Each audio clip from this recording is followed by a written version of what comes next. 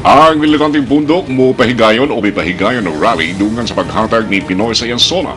Ilang gipadayag ang ilang mga yangungo sanglit wa matuman o wa paginatuman sa mga gisa sa pango.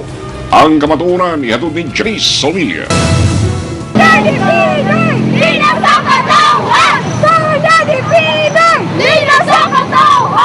Way natuman sa mga gipanaad ni Presidente Noynoy Aquino sa State of the Nation Address ni atong niaging tuig. Kay mo nakita sa mga militanteng pundok, din alang kanila wa gihapoy mapaabot ang mga yanong mamumuo o yanong mga Pilipino sa ikatulong sona sa Pangulo karong adlaw. Nagkalain-laing mga militanteng pundok ang mipahigayon og lihok protesta, din ilang gipalanog ang tinuod nga sitwasyon sa kinabag-an sa mga Pilipino nga wa pa gyud mahawas sa kalisod ug wa mahatagi og saktong serbisyo gikan sa gobyerno. Si Jaime Paglinawan sa Bayan Central Visayas miingon nga sa ilang hanay wa gyud sila nakitang proyekto gikan sa administrasyon nga mitubag sa panginahanglanon sa yanong mga pamilya. Ang sona karon ni Noynoy among paninglon sa iyang mga panaad nga kami kita kuno ang boss ug isaliko ay ang mga bulada, mga tamis nga bulada nga posible lain na pong saad o posible muhata na po sa datos nga hinahinay nagkahilis ang kakabos atong nasod. Ingon usab niini ang nakita sa sektor sa mga mamumuo ug sa kabatan-unan. Matud ni Winnie Badayo sa Kilusang Mayo 1 nga ang administrasyong Aquino wa makatubag sa panginahanglanon sa mga Pilipino nga disenteng trabaho. Gani matud niya misaka pa ang gidaghanon sa mga Pilipinong way trabaho. Samtang si Debbie Sagarino, coordinator sa kabataan, miingon nga sa sektor sa mga estudyante dugang kalisod ang gihatag ni Noynoy ngadto kanila pinaagi sa gipatuman ni ining K-12 program.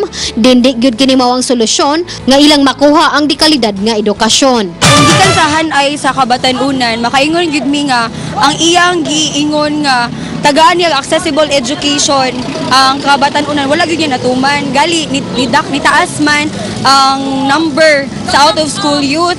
Sa pagkakaroon nagkadaghan ang walay trabaho. Sukad sa iyang paglingkod mas didaghan karon ang walay trabaho. Gani sa tibuok nasod aduna na 13.8 million ang white trabaho. Apan ang gwardiya nga si Ulysses Lopez miingon nga angay usab nga hatagan og igong panahon si Pinoy pagtuman sa iyang gisaad ngadto sa mga Pilipino. Naningkamot sad na siya.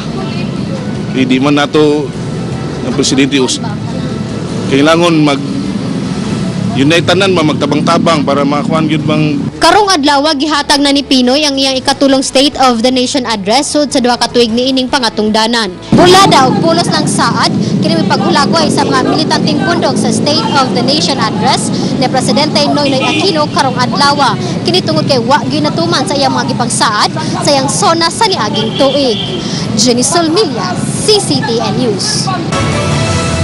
Sakop sa Team Rama o BOPK nakadaig sa programa ni President Aquino pagsulbad sa korakot sa gobyerno. Kailan nakita ang kasinsero sa panguho sa panrerbisyo ni ini. Kamatuoran ni hatod ni Chris Ligan.